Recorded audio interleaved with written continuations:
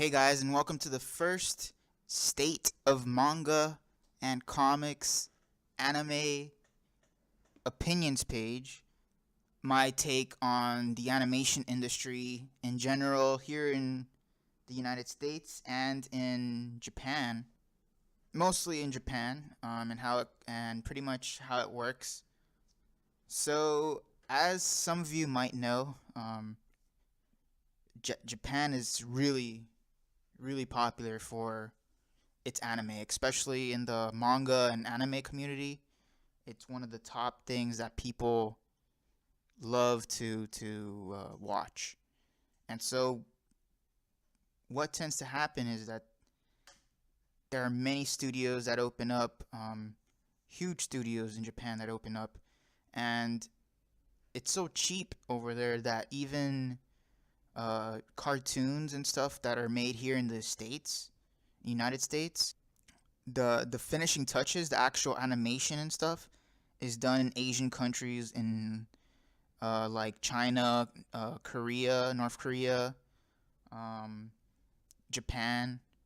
For example, The Simpsons, even animated shows that look like anime, that look like Japanese anime, inspired from Japanese anime, like Avatar, The Last Airbender, Korra, The Legend of Korra.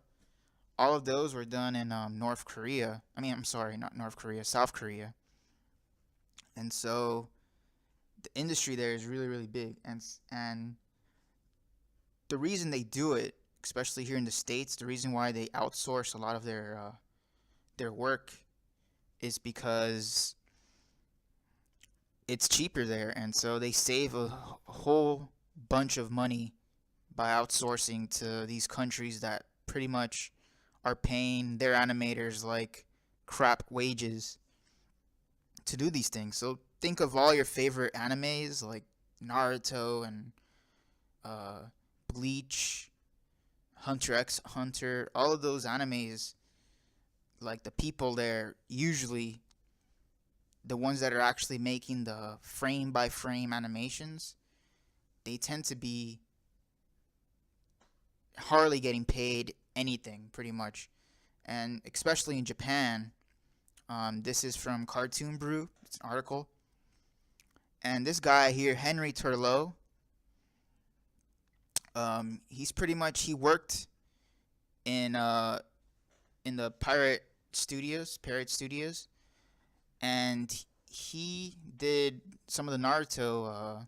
As you can see, some of the Naruto animations. And so in Japan, in this studio especially, they pay artists by frames. The thing with these frames is that you get paid as low as like $25 per week, and it's pretty tough, especially if you live in Japan and you live in cities like Tokyo, where the living expenses are crazy expensive. It's pretty tough to be there, and pretty much you got to tend. You usually don't get in the studio until they see that you're really good, and from there you work for them. But it's pretty much slave wages.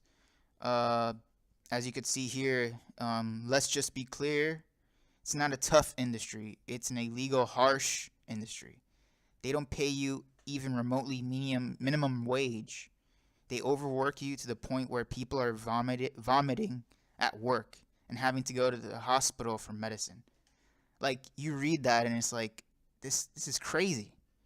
Who the hell would want to work in a place like this? They demand that you come in whenever they realize a deadline isn't going to be met.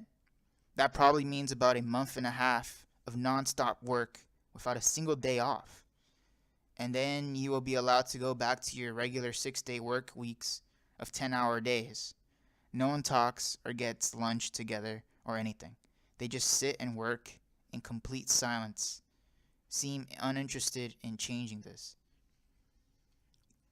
So that's just crazy. You could just be working there and vomiting, and the guy next to you just like vomits on the computer. Um, this is crazy stuff. And unfortunately, it's still like this. Like, it hasn't changed, and it's been years and years. It's crazy how it is. Kotaku has an article from the same guy actually, and the pay there is like the pay slash hours change depending on who you are and what your job is. The best position, which only the best of the best can manage, is freelance Ginga Man Aka freelance, aka freelance keyframe animator. So what that means is pretty much they pay you by frame. So you work there and it's like you get paid little for each frame that you do. It tends to be like at least 40 frames, and you pretty much get like $40 for the 40 frames that you work. So it's hardly anything that you could really do. Most people there, especially this guy, he's been living there, and made he's only making like $300 a month. If he's lucky, $1,000 a month. It's crazy stuff, and unfortunately, it's the reason animation is so cheap, and we could watch all these amazing like animes for cheap. But like, you look at these animes nowadays, and you just feel bad for the people who worked on it because hardly getting paid. They're pretty much working slaves in these companies, and it's just crazy. It's one of the reasons that I, for one, never wanted to go to Japan to work there. It's a great place to visit, maybe, but I don't even want to work there. And most of you know that I'm an animator too. I'm working on an animation series here in on YouTube. For most of the reason is because it's pretty tough here in the States to find a job, because not a lot of people are willing to like hire, because it's very expensive here in the States. It's not subsidized like in Japan and other Asian countries. But unfortunately, it's one of the reasons why I've stopped really watching much anime, is because of how ridiculous it is. It's pretty much me boycotting against these industries that are doing this crazy type of thing to people. Um, I have nothing against companies paying what they think is right, but what they're paying for these people is pretty ridiculous. It's not even worth it. You might as well just start a YouTube channel here, and try to try to shoot for your luck here on YouTube than to work in these places. And so yeah, it's in the end, it's you have to like really really love what you do. In the article, he explains how he he loves to do what he's doing. He loves to be an animator. He's coming back from the States, but it's one of those things that are just really really crazy. So yeah, in the end, I want to say it's a tough world, guys. Especially when you're in the creative business, creating anything from paintings, from books. The creative business industry is a very lonely place, and unfortunately, you have to have one of those occasional escapes, so you could stop working for a while and just experience your life and stuff. Because unfortunately, if you do find a job in animation, which I tend to hope that I could make a job here on YouTube, if you do find a job in the industry, you're gonna have to face all of these ups and downs, and it's not sometimes in the end it might not even be worth it. And so, but you have to you gotta keep following your dreams until the end. And if you think it's worth it, keep fighting for that goal, keep fighting for those dreams, because only you could really tell yourself that enough is enough. And when that point happens, you gotta pick yourself up and find something new to do.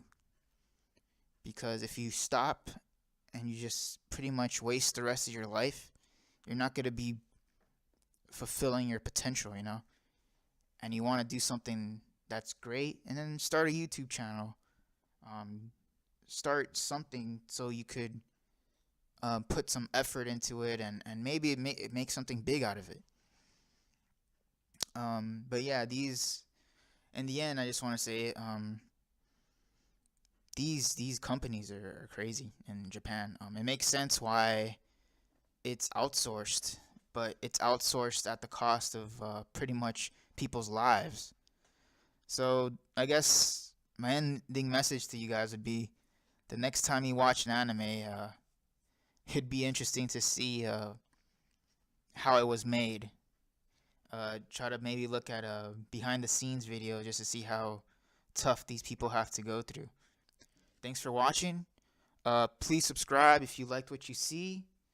Um, I have a manga comic, motion comic, and I hope you guys could subscribe, like, share the video if you like what you see, and thanks for watching, and see you on the next State of Manga.